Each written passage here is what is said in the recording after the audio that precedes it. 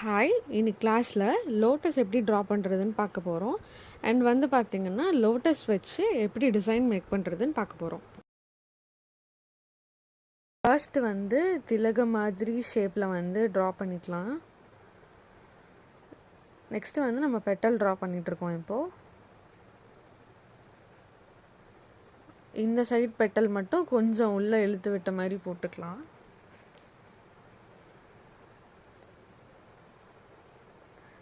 Next பார்த்திங்கன்னா stem draw பண்ணிக்கிறேன். உள்ளே வந்து ஒரு டாட் வச்சுக்கலாம்.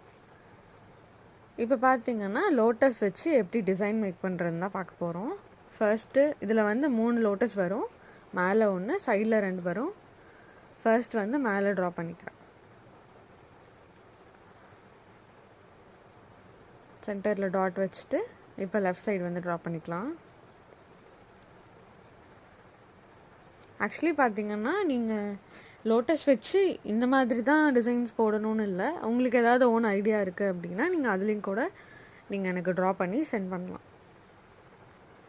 இப்போ பார்த்திங்கன்னா ரைட்டில் வந்து லோட்டஸ் ட்ரா பண்ணிக்கலாம்.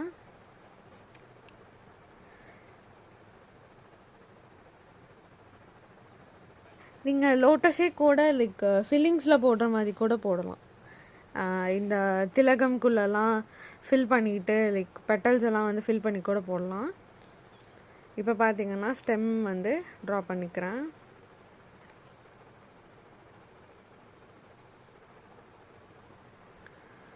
நெக்ஸ்ட்டு லீஃப் ட்ரா பண்ணிக்கலாம். மேலே ஒரு லீஃப் ட்ரா பண்ணிவிட்டு வந்து ஒரு சர்க்கிள் மாதிரி போட்டு உள்ள டாட் வச்சுட்டு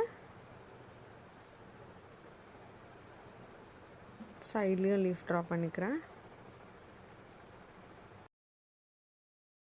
நெக்ஸ்ட் பார்த்திங்கன்னா அவுட்டர் லைன் வந்து திக்கன் பண்ணிக்கிறோம். எப்போவுமே இதை ட்ரா பண்ணி முடிச்சுட்டு அவுட்டர் லைன் வந்து ஃபைனலாக தான் வந்து திக்காக ட்ரா பண்ணணும்.